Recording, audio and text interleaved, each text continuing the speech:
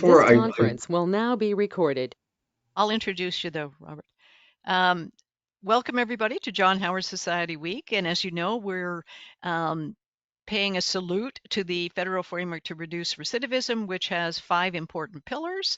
And one of those important pillars is health, and that's the one we're looking at today. So we're really happy to be joined by Robert Erickson from John Howard Society of Manitoba, who's got a very interesting program inside Stony Mountain, which he's going to tell you about, and by Melissa Noseworthy from John Howard Society of Newfoundland and Labrador. And she has got a very interesting program that starts in the penitentiary and then continues on into the communities. So anxious to hear about both of them. So, Robert, why don't we start with you?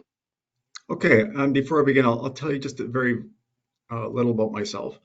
Um, Okay. I retired 2 years ago from the Correctional Services Canada. I spent 33 years with them. From I worked in a minimum, a medium, a maximum, regional headquarters, and national headquarters, and parole.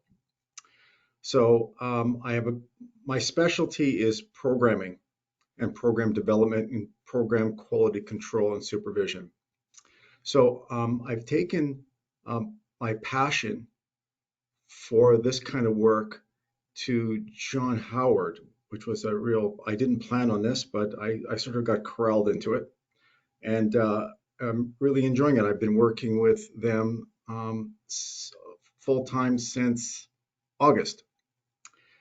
So the program that I took over from my predecessors is called Healing and Harm Reduction. Very, very interesting program done in Stony Mountain and the community. So it's a 22 session, 2 hour program that's done in a circle, a sharing circle. It's facilitated by 2 case workers and assisted by an elder slash spiritual advisor. So it's very, very culturally appropriate. We begin with a smudge, and sometimes we start with a prayer.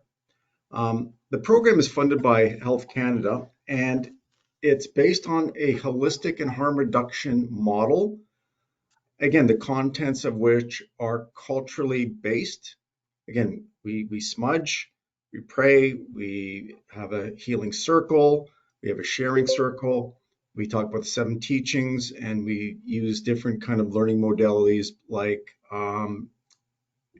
stories and elder teachings. So it's very, very, very different than what I'm used to in corrections, because in corrections is very psychoeducational and very, very regimented. So this took a bit of getting used to, but the results have been actually very, very good and surprisingly good from what I was used to. So how it was developed, it was developed by a committee of subject matter experts, community stakeholders, elders, and an academic researcher. So it's been going on for approximately 4 years now, and it's actually ending at the end of this month. So hopefully it will be renewed. And if it's not, then I guess I'm looking for another job, which is okay. Um, so we put in for another 4 year proposal, but this time the proposal includes moving to the communities surrounding Winnipeg, and then doing a train the trainer will train local people with experience with addictions to facilitate the healing and harm reduction program. So that's quite innovative and out of the box kind of thinking. So I hope it will be renewed. We'll know by, I would say, early June. So we're keeping our fingers crossed. So the Healing Harm Reduction Program, as I said, is 22 sessions done once a week for approximately 2 hours. And it involves a number of topics that are related to people's use of substances. And I'll give you an example. Session 2, for example, would be on safety. So the objectives would be for participants to understand what safety means, what safety looks like, and they would need to understand the link between problems they've experienced with safety and trauma and substance abuse. And then we would devise strategies to evaluate their level of safety and how to make good choices to reduce the harm that substances have done on their lives. So, an example, we'd give a handout on what your high risk situations are. So they now have an awareness. So again, if you don't know better, you can't do better. So which is really one of the themes of the program is you now know. So what else? Yes. So by the way, I mentioned safety because that's one of my favorite sessions because we line up flip charts and safety in different areas like mentally, emotionally, physically, and spiritually on different flip charts. So on the top, we ask a question like, growing up, what would safety look like for a young child? So they describe what that looks like. And then we have a line across the middle of the flip chart and say, okay, what did you experience? And wouldn't you know it, it's the exact opposite of what they described. And the way I would describe that is they're living in the shadows. They're living with fear, anxiety, post-traumatic stress, remnants of violence, neglect, attachment issues. So it's really the exact opposite of what safety is. So the reason, again, I love that because it's such a visual of where they should be and where they actually are. So that's one of the most impactful sessions. Because, and by the way, in corrections, in correctional programs, we had a lingo for that, and that was, okay, you're living in the mud. Get out of the wet mud and dry off and clean up and start living the good life, which is what you want, what everybody wants. So the strengths of the program, and that which I really like, it's not done necessarily in a U, it's done in a circle, which opens up the level of communication and sharing, which these men are not used to. So it really provides a safe space because remember the men grew up where they don't trust and they're not safe and they live with anxiety and looking over their shoulder. So it provides a safe space for men to sort of grow into, not giving them something to live up to, which I really appreciate. So for the first time, people are encouraged to disclose things that are painful for them and also to communicate how they're feeling, which for a lot of men, and it could be partially due to socialization, is they're not used to that. They're not used to being affirmed. They're not used to being listened to. They're not used to being probed. They're not used to being challenged in a good way. So the circle really facilitates, for the first time, a sharing and unloading of things for them, many of whom have never disclosed anything traumatic in their life. They've been holding it in, and now there's a release, which is, by the way, beautiful to see. And I also belong to an organization called the Mankind Project, where they do weekends where men just, I would say, expel all the toxins, and it's a massive relief to them. So it's facilitated. You can imagine it can be very sensitive, but it's facilitated by myself and Deb Capitan. I've been facilitating since 1990, and Deb has been counseling for 25 years. So we are very careful to ensure the safety of the men, and we follow up with them as per need. So aside from the two facilitators, we also have the secret, I call the secret weapon, which is the elder, because their mere presence has an effect on the men that it's hard to describe. It's almost like having the loving grandfather whose mere presence comforts you. And then, of course, whenever he talks, it could be a she as well, but in this case, it's a he. But when he talks, they listen more intently, and he could get out a drum and do a sharing song. He could do a song that would invite the grandfathers and grandmothers in. So it's extremely powerful. So having him along with us is, I would say, a major advantage to the program.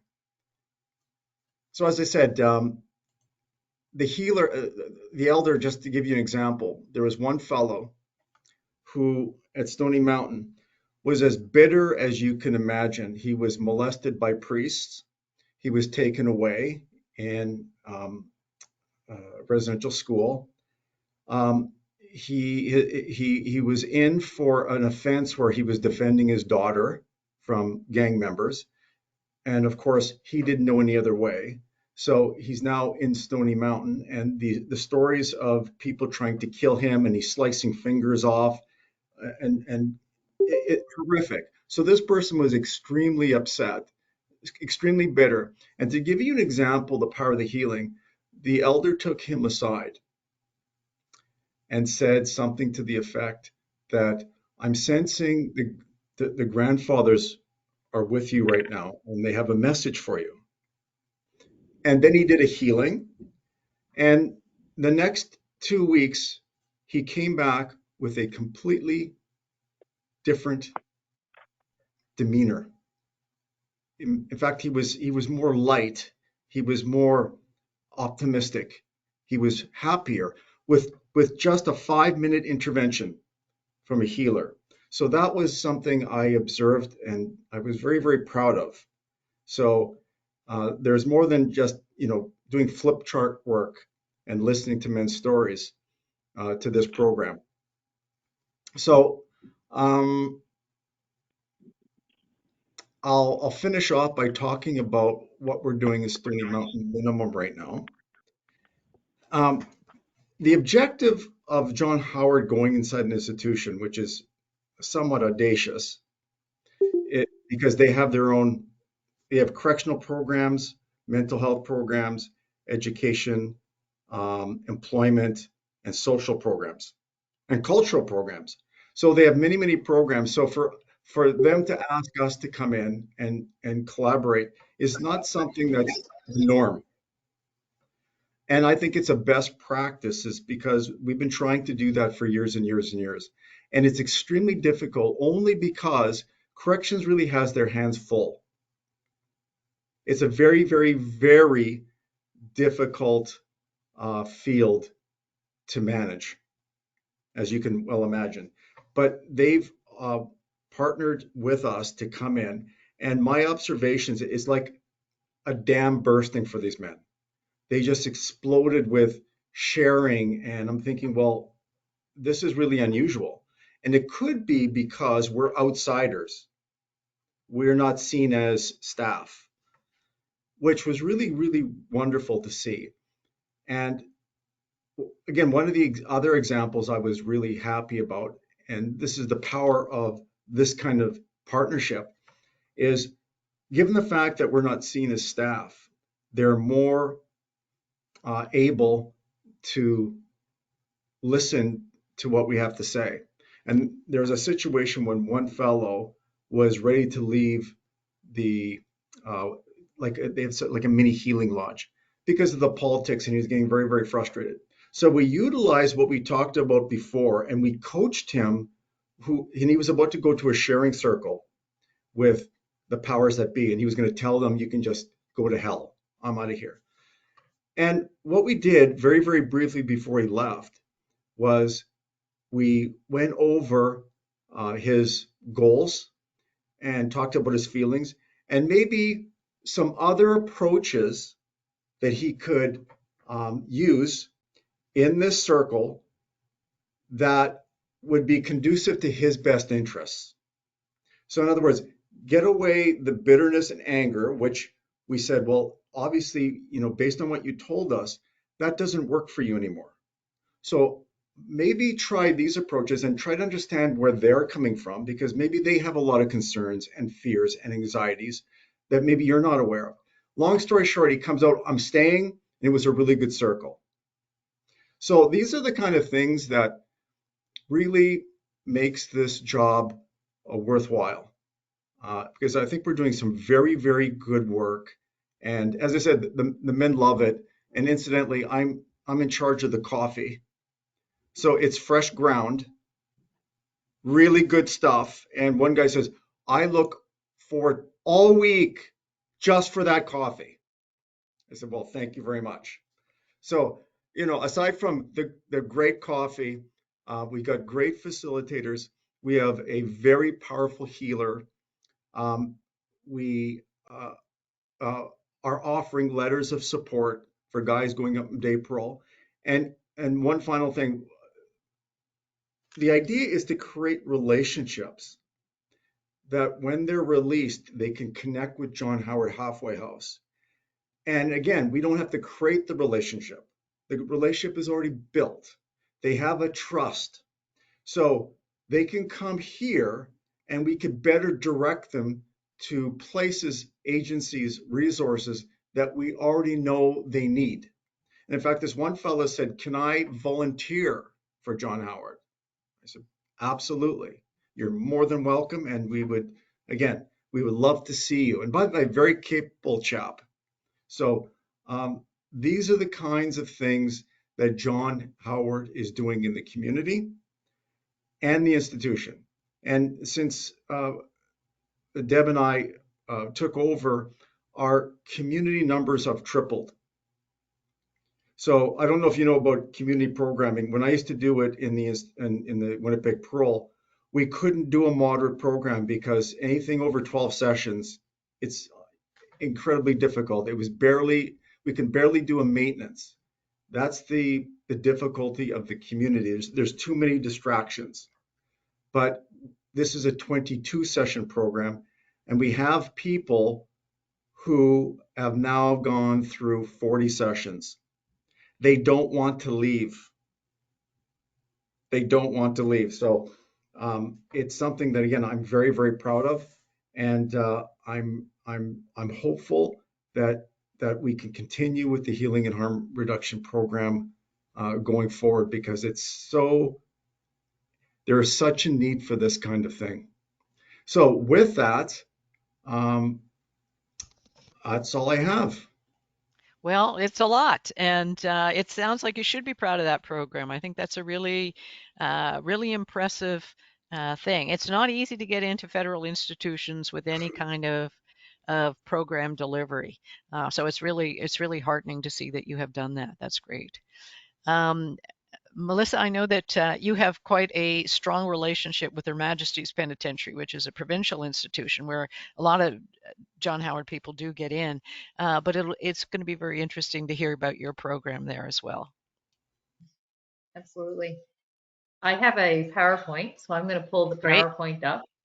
Um, but Robert, I share your passion that you were saying. I was like jumping out of my seat a little bit when you shared some of your experience in facilitation. I don't do the direct facilitation anymore because I'm in a management role, but my facilitators come back and consult with me, and I'm part of program development and consultation and all that kind of thing. And I get just as excited when they come back and tell me that somebody that wasn't sharing is now sharing, and all those kinds of things. And it's similar work that they do, because we have an addictions and trauma program that we deliver on continuous intake in Her Majesty's Penitentiary. So thank you for your presentation. I share your passion there. I'm going to pull up my PowerPoint here.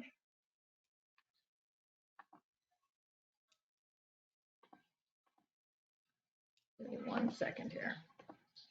No problem.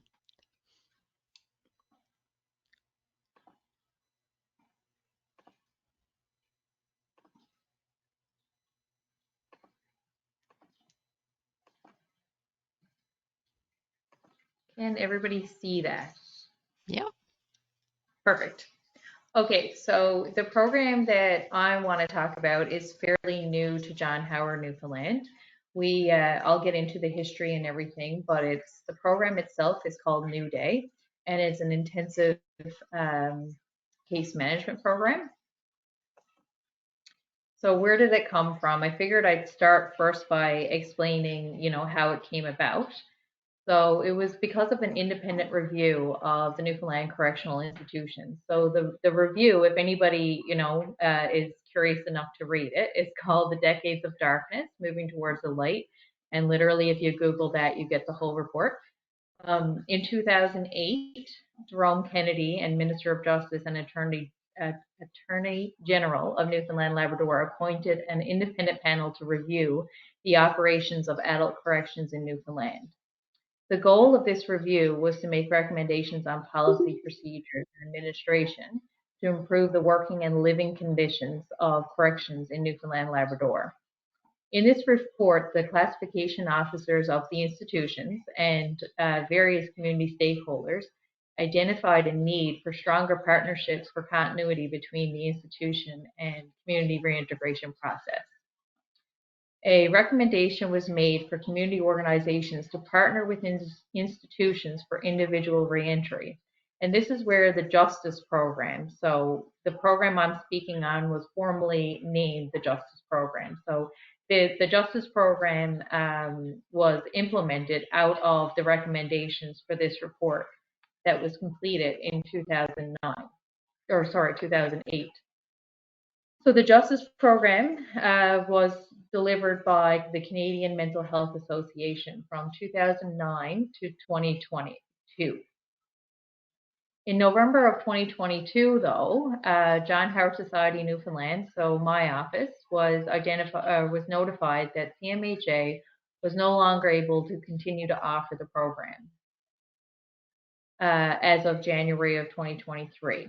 So John Howard Society Newfoundland Labrador was asked to provide temporary intensive case management to the participants currently enrolled in the program until a call for proposals was completed. So we agreed, and we took the program on with 13 participants that were previously in the program under the intensive case management of CMHA. The call for proposals went out that spring of 2023, and the program was officially transferred under John Howard Society in October of 2023. So it's still quite new in our shop. So John Howard Society was awarded the contract with the Department of Justice and Public Safety, and the Justice Program had its new home with John Howard Society.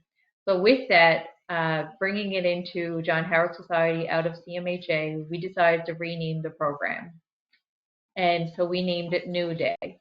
And the reason for this name is because the participants that we have on these programs are experiencing various challenges day to day, and they could have a mishap one day and think, that's it, I'm done.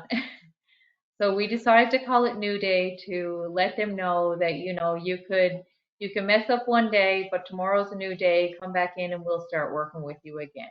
So there's no doubt that you'll have support.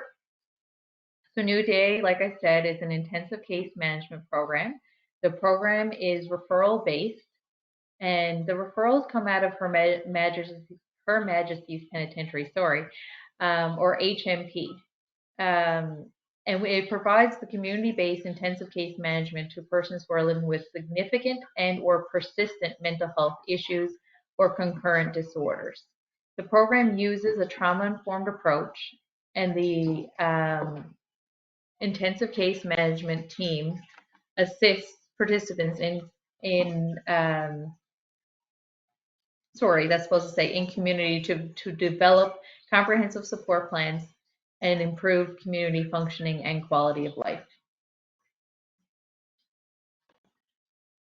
So what is the staffing model? So the staffing model from when it was the Justice Program to when it came over to John Howard Society has changed.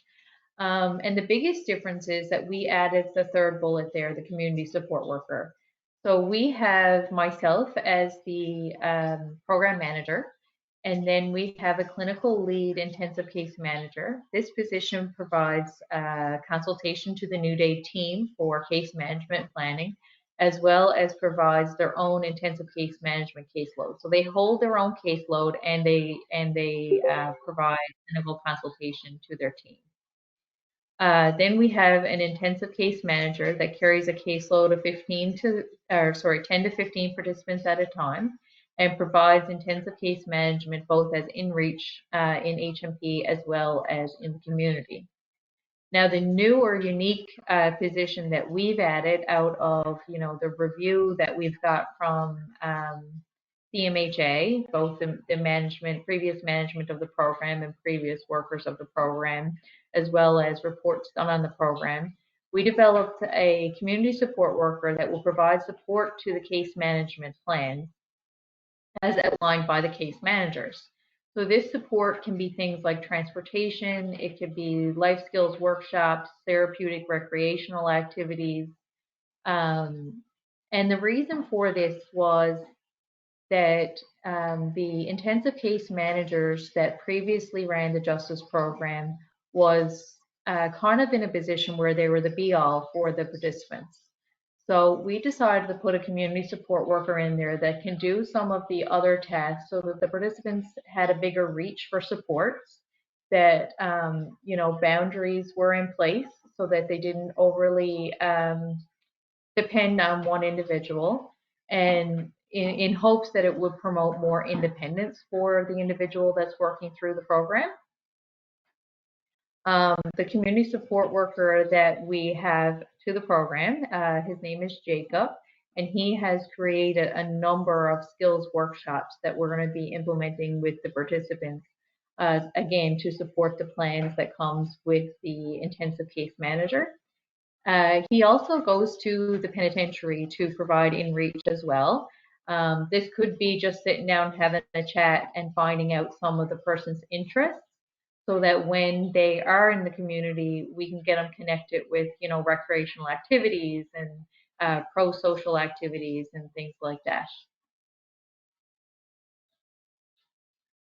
So these are some of our values. Definitely not an exhaustive list. We have trauma-informed case management. We provide strength-based assessment and evaluation. We provide person-centered program delivery.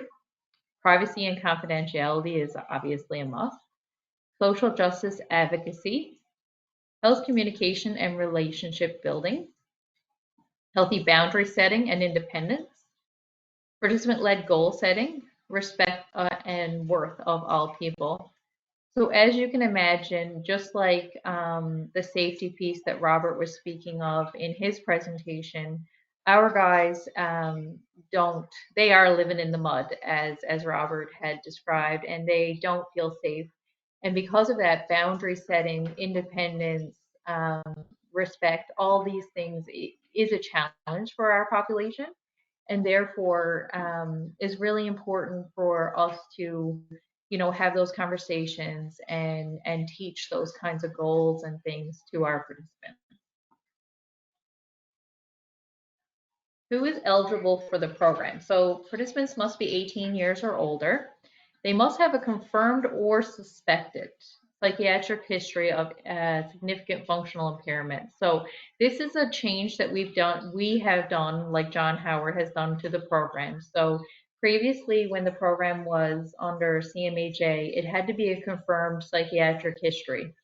We've added suspected, and the reason for this is that because of the cost of evaluations and like psychiatric evaluations and the availability of medical practitioners for that, it's often hard for people to have a confirmed diagnosis.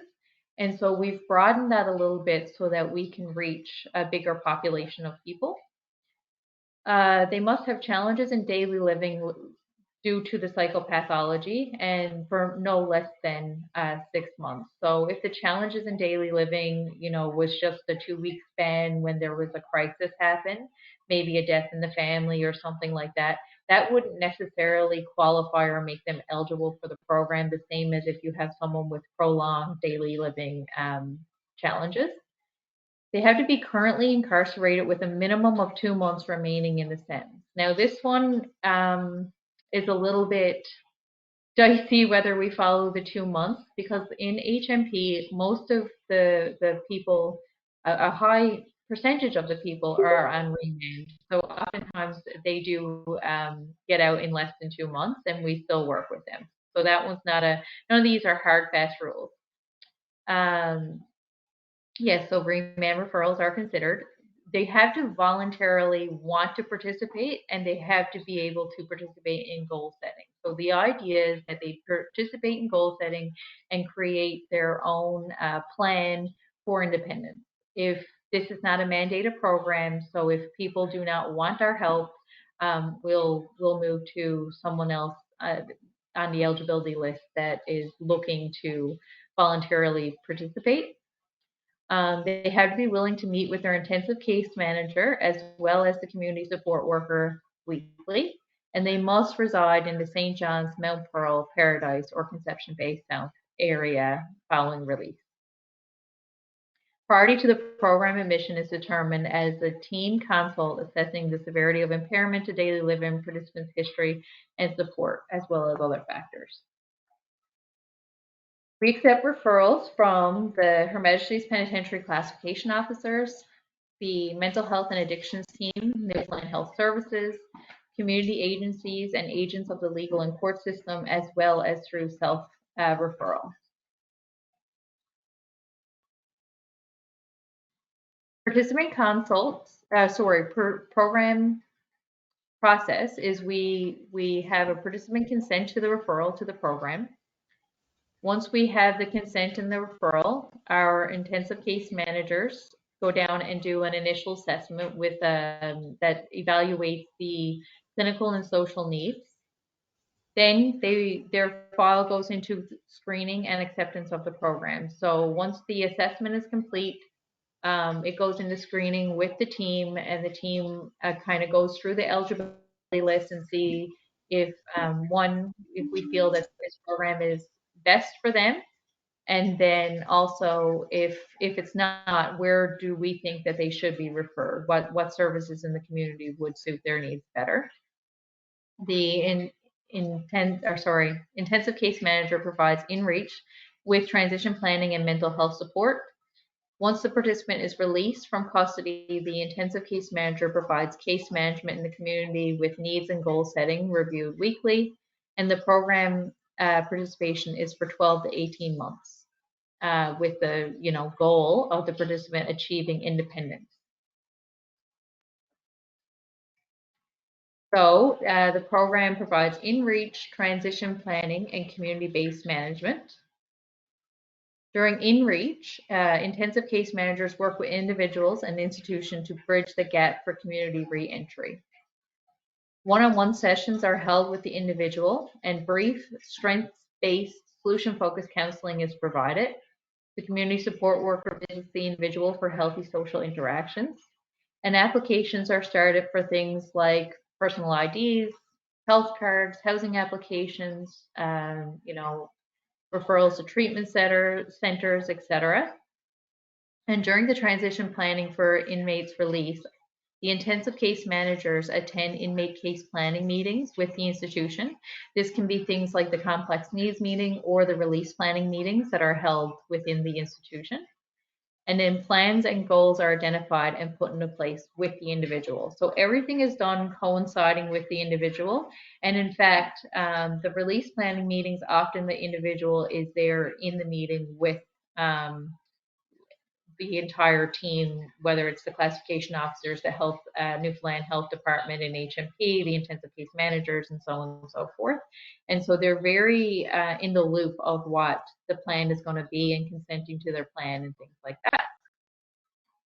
this is, I'm not going to read all these for you guys to bore you, but this is some of the partners that the intensive case managers would partner with, both within the institution as well as in the community. So as you can see, it's quite a large list, and this is in no way an exhaustive list. But within the institution, we partner with, mental health and addictions team, the psychologists, the medical unit, classification officers. Outside, family doctors, psychiatry, psychology, the Waterford Hospital. We partner with the housing organizations, probation, parole, any treatment centers, mental health and addictions um, programs, employment programs, the First Light program in the city, pharmacies, the other in case management programs like the FACT team, ACT team, obviously shelters, supportive living, all these kinds of things. So as you can see, it's quite a large list of services and organizations that we would need to partner with in order to provide case management. We support individualized case plans. So once again, like I said, the plans are developed with the individual and it's to the needs that they have. So every plan is individually created with them. We provide mental health and brief counseling. Boundary setting, like I said, is big. We promote self-advocacy, so we try to teach them to advocate for themselves, but we're there to support them. We support access to healthcare, education, employment, and community, food security, stable housing and income, skill building in topics such as relationships, communication, personal hygiene, emotional regulation, and problem solving, and support from both the intensive case manager as well as the community support worker for goal achievement and community intervention. This one's difficult to see there. If anybody ever wants a copy, just send me an email. But the case management plan is not linear. So it starts with, like I said, in the institution with the initial assessment. And then after the initial assessment, we start with the in-reach, the transition planning, and eventually getting the person out into the community. Once we have them in the community, we start with some immediate goals. What are the immediate things that they need? Usually things like housing, stable food sources, some kind of income, your IDs, some help with mental health, emotional regulation, those kinds of things to stay pro-social in the community. Once the baseline of immediate needs are met, then we move on to the building blocks, what we call the building blocks, and we start looking at some of the bigger things that would help the individual in improved self-sufficiency. So in this, we're starting to look at things like, the mental health. We're looking at employment. We're looking at, making sure that they have life skills for daily living and all those kinds of things. As we start to establish that, we start looking at the long-term goals. What are the goals that the individual needs in order to achieve the ultimate goal of independence? But what is important about this particular chart, all the arrows are pointing down, but it's quite possible that people will jump to other points in this chart throughout their case management. Small things can happen and they can end up back in lockup for a day or two, and then we have to go back to the short-term, immediate crisis-driven goals, and then get back down to the building blocks and long-term goals and things like that. So it's not a linear process. We're often having to move on the fly with the individual and what kind of support they need. We develop SMART goals weekly with the individual. So everybody knows SMART goals, specific, measurable, attainable, realistic, and time sensitive. SMART goals are established weekly during case management meetings. The intensive case manager and community support workers will divide the tasks accordingly to support the individual in achieving their goals. Goal attainment is evaluated weekly and additional person-centered supports are added. Long-term goals may include, but not limited to, independent living, housing, return to work, healthy coping, healthy relationships, and food security. These long-term goals are broken down into SMART goals weekly, and the participant builds a new challenge each week. The weekly progress encourages, this kind of weekly process encourages autonomy and success for the individual. We have, like I said, our community support worker develops and delivers life skills workshops, both individually and in groups, to support the individual with a case management plan that's been developed with the intensive case managers. Some workshops that have been developed, and this is not an exhaustive list either, but financial wellness, budgeting and spending, self-regulation, information skills, teamwork and time management, housing, food security and food safety, boundaries and healthy relationship, and pro-social patterns.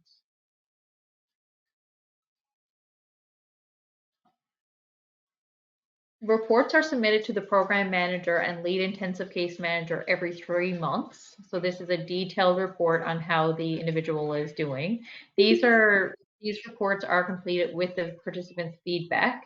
So an interview is done with the participant with pointed questions to find out what they need from the program, what has been good about the program, what is challenging about the program, how they want to move forward. And then the case manager does their own kind of evaluation as well. And new plans are developed from these reports. If it is determined by the 9 to 12 month case management report that the individual will require continued supports beyond the 18 months of New Day, referrals will be made to the long-term support programs such as community support programs with Newfoundland Health, community organizations such as FACT Act, Stella's, community support programs, and NADNet. So all of those programs are more long-term kind of case management plans that the individual can go on if they are requiring more support beyond the 18 months, if we're not going to achieve full independence in the 18 months.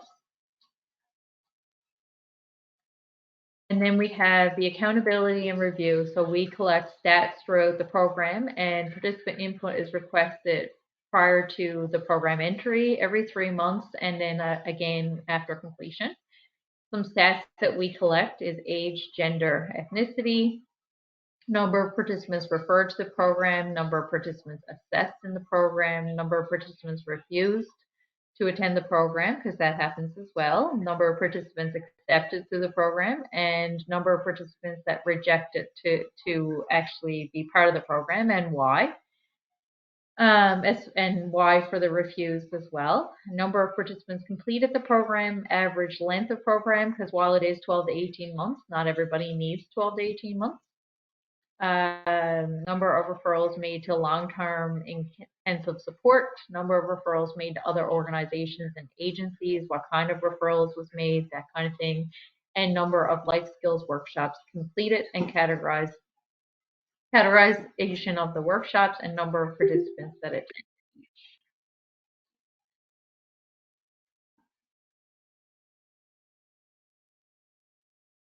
That looks like a fabulous program. I don't know, do people have questions for Melissa or Rob? Ria can tell whether somebody has their hand up. I can't, so please feel free. I've got to say I'm very keen on both of these programs that start with the institution, and then Rob, you're basically making the John Howard office accessible to them where they can get further referrals from there. And Melissa, your program sort of includes InReach and then the flow through, the continuing support in the flow through, which is great. I mean, I think people are not fully aware of the extent to which people in our correctional system have some pretty significant mental health and substance abuse problems. And those mental health problems are actually probably worsened by their stay in the correctional system. So this is really, I think, a very important set of programs. Do people have questions? Oh, Janice. Over here in Nova Scotia. I was actually, when you said you took it over and really got started in October of 2023, I'm wondering now that even though it's early days, do you have a sense of like how many people and how things are going, what you may have to shift up or, change? So we took over the remaining caseload in January 2023. So that was 13 participants. By the time we got to actually owning the program and being able to hire our full complement of staff, we were down to about 4 participants from that original.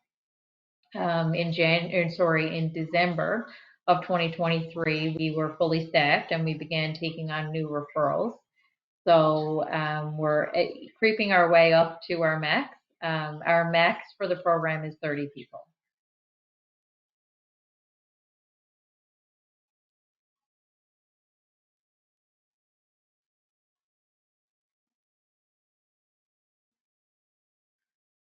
And it's going well as far as you can tell now, Melissa, is it? It is. To be honest, the biggest challenge that we're having at the moment is inappropriate referrals. So by that I mean people are being referred that really don't need intensive case management. I think some of the incarcerated folks feel like if they get referred, then it will help them get a temporary absence from the institution. So it's more of the inappropriate referrals where we have to go back down to the institution and talk to the guys and, refer them to the appropriate resources that they actually need because they're definitely not having, the life impairments, like the simple life skills things that we would provide.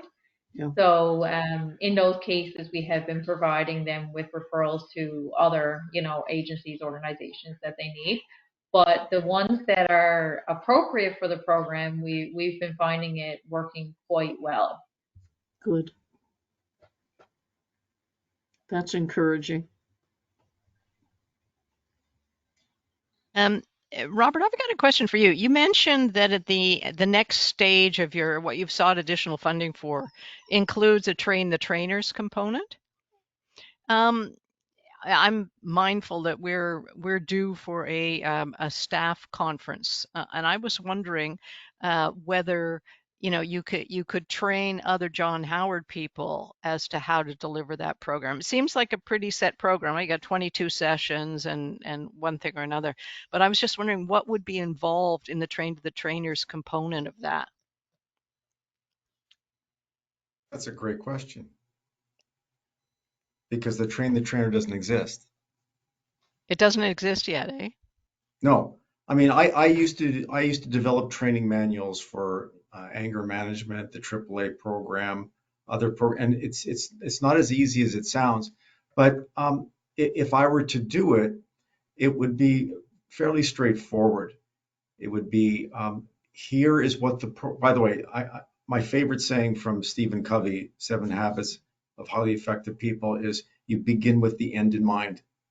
I think that's true. Because when I was going through the manual, and again, it's previous training because corrections is there's 5 different program areas, mental health, but a correctional program deals specifically with what we call criminogenic factors. Yeah. So we're not trauma informed in most cases. Okay, problem solving. We're going to do psychoeducational problem solving over and over and over again, and we're going to assess you. Can you solve problems better? But when you have such a wide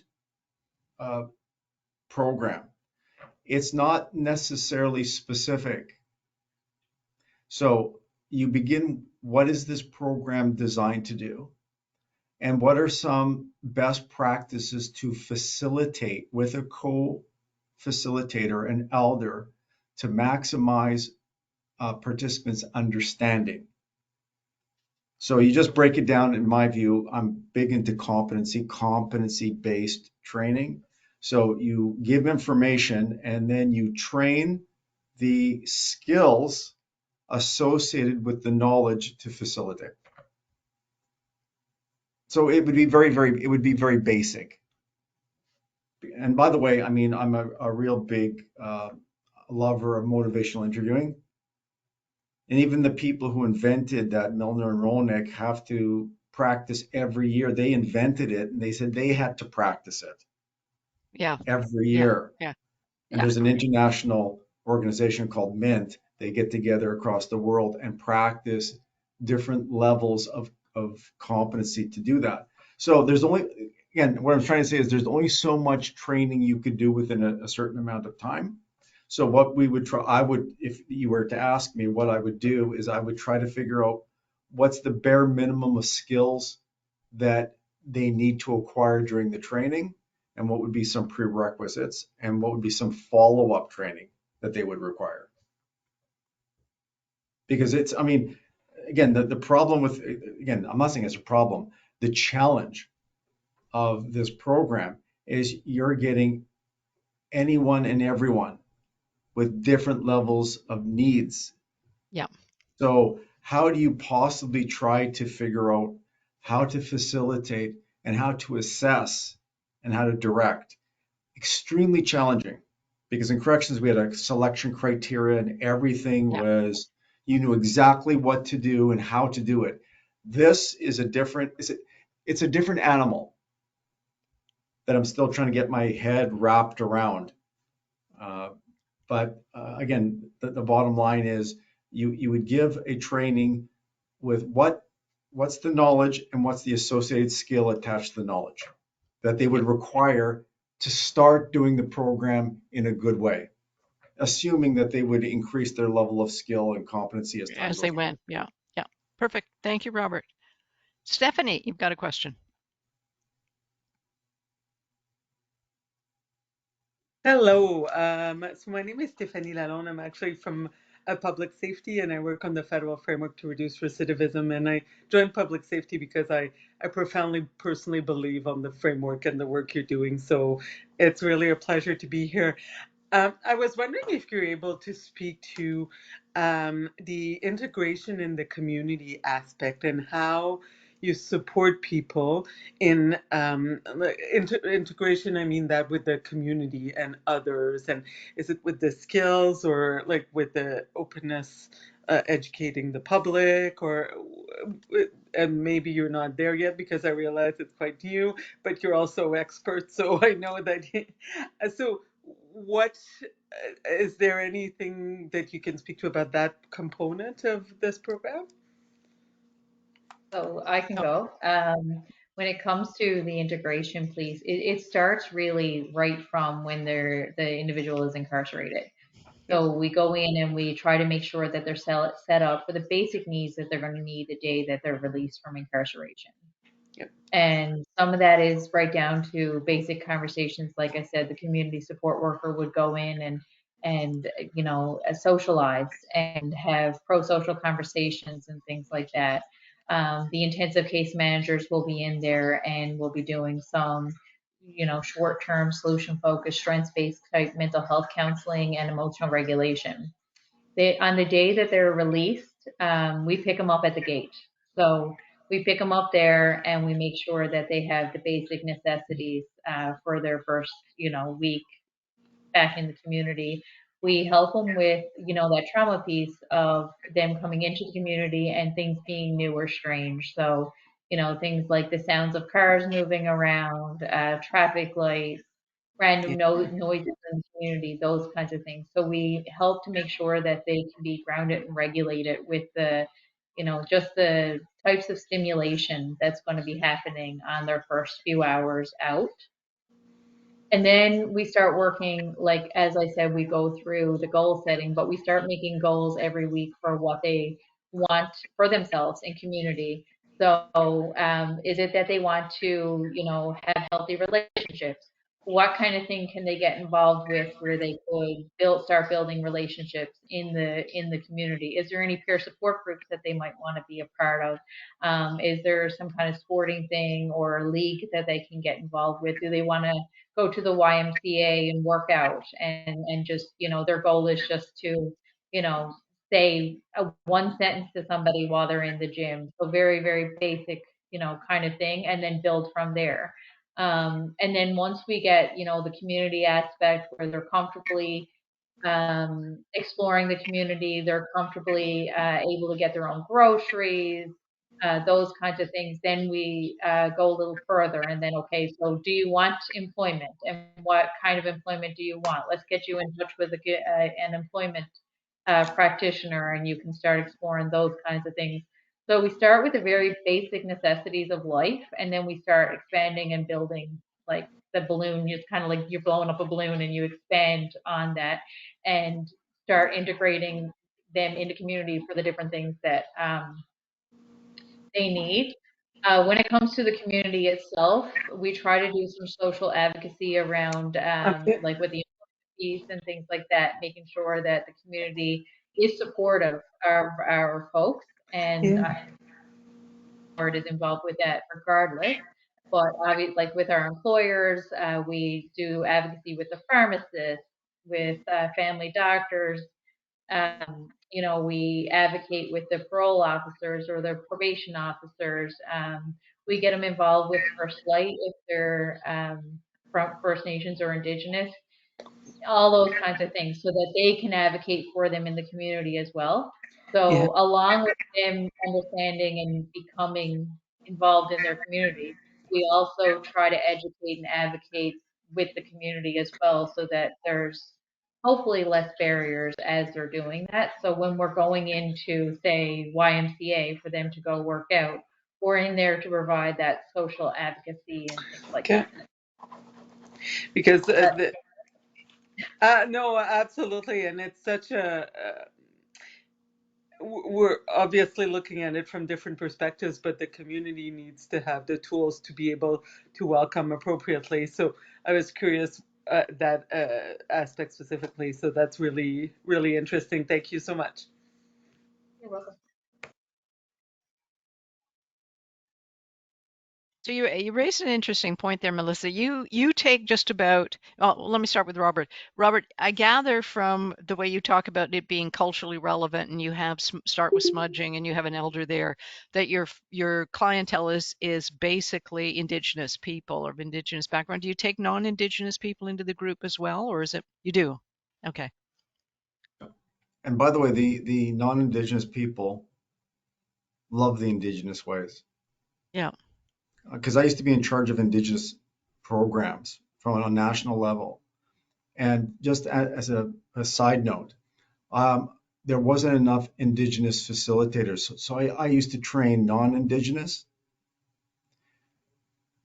And after they've experienced facilitating in a circle in more of a holistic way, Yeah. they didn't want to go back to normal programming. So I used to joke, you've gone Injun on us from Okay. Dances with Wolves. He's gone Injun on us because it's a beautiful way to I prefer it actually, but it's something really special. That's great. That's great. And Melissa, you take whoever meets the level of need that requires your program. Yeah. Yeah. Okay, Yeah. that's great. That's great. And it's both of you are working in men's institutions, so it's all men, I would take it, that you're taking? Yeah. Yeah. Great. Good. Any other questions or observations for people? I see we're at 1:59, so our timing was perfect. I do really want to thank you both. I think these are excellent programs. Robert, we will be giving a shout out to the funders as well to say great program in the hopes that might help you. It's always good to acknowledge the funders, and we really do hope that there's a continuation and expansion of your program, and hopefully from across John Howard's would be great. Similarly, Melissa, it would be great if you could share, really well-developed template of an approach to deal with people with mental health issue that goes, I call it, through the prison gate, which I consider to be really important in terms of transitioning back to the community. These have really been excellent presentations, excellent programs, and I thank you both. And I thank everyone for listening, and happy John Howard's Week. Thanks. Take care. Thank you.